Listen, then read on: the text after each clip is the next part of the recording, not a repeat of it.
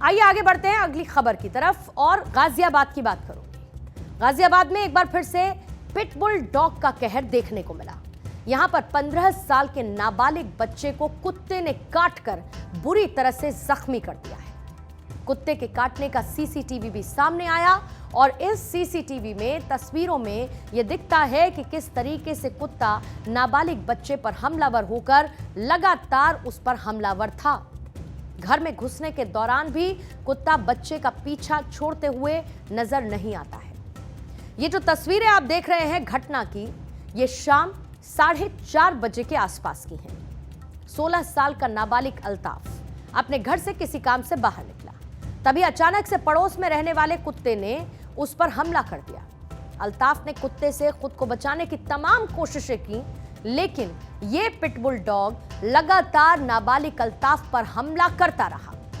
कुत्ते के हमले से अल्ताफ बुरी तरीके से जख्मी हुआ। उसका दिल्ली के जीटीबी हॉस्पिटल में इस वक्त इलाज चल रहा है और स्थिति गंभीर बनी हुई है। अल्ताफ के ऊपर पिटबुल ने अटैक कर दिया और आप देखिए किस तरीके से शरीर पे जो चोटें हैं वो आई हैं। पैर पूरी तरीके से जो अल्ताफ का है, अल्ताफ का कहना है कि पूरा जो मांस है वो वहाँ से निकल गया। क्या हुआ था अल्ताफ जब आप निकले थे? तो जब मैं अपने फ्रेंड्स के साथ बाइक पे घर आ रहा था, तो जो मेरे एक फ्रेंड का घर है वो मेरे जस्ट बगल में है। तो अभी जो मेरा फ्रेंड है वो गया हुआ था बाहर, लेकिन उसका साला था तो वो भी जानता है। तो उसने बोला आओ 5 मिनट बैठ जाओ फिर चलना। तो मैं गया तो उसका जो डॉगी है उसने मेरे को सूंघा और उसने मेरे पे डायरेक्ट अटैक किया। उसके अटैक करने के बाद उसने मेरे को 5 से 7 मिनट इस जगह पे पकड़ के रखा। मेरे को काफ़ी ज़्यादा पेन होने के बाद पेन होने लगा तो फिर मैंने उसका पहला लॉक तोड़ा। जब लॉक तोड़ा तो फिर उसने दूसरा अटैक किया उसी पैर पे उस साइड में। फिर भी मेरे को कैसे न कैसे मैं अपने आप को बचाने के चक्कर में मार पीट के उससे लड़ वड़ के अंदर वाले कमरे से डायरेक्ट बाहर निकल के आया। और ऐसा कहना है कि इस तरीके के जो परिवार के लोग हैं वो यहाँ पे नहीं रहेंगे। कुछ भी नहीं, ये अभी आया है, इसको सामान भी नहीं शिफ्ट हुआ है भैया।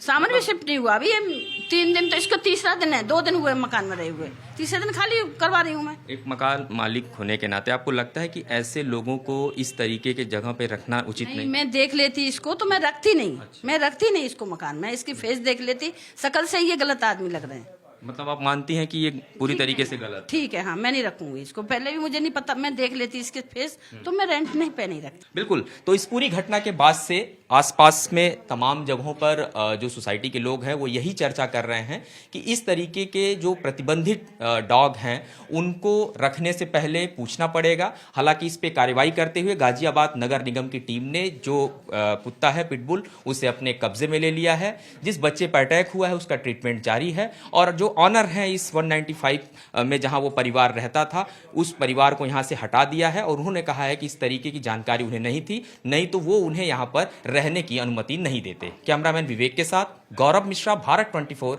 गाजियाबाद। तो ये तो है खबर, लेकिन अब एक बात दो टूक। सुबह, दोपहर, शाम और रात को घर से बाहर निकलने पर अपराधियों से अधिक आवारा कुत्तों से डर लगने लगा है। बहुत सारे लोग हैं सुबह और शाम वो घूमने के लिए घर से निकलते हैं, लेकिन उससे पहले हाथ में लाठी ले लेते हैं। गलती से रात को सुनसान सड़कों पर पैदल चल रहे हैं तो कुत्तों का झुंड हमला कर देता है।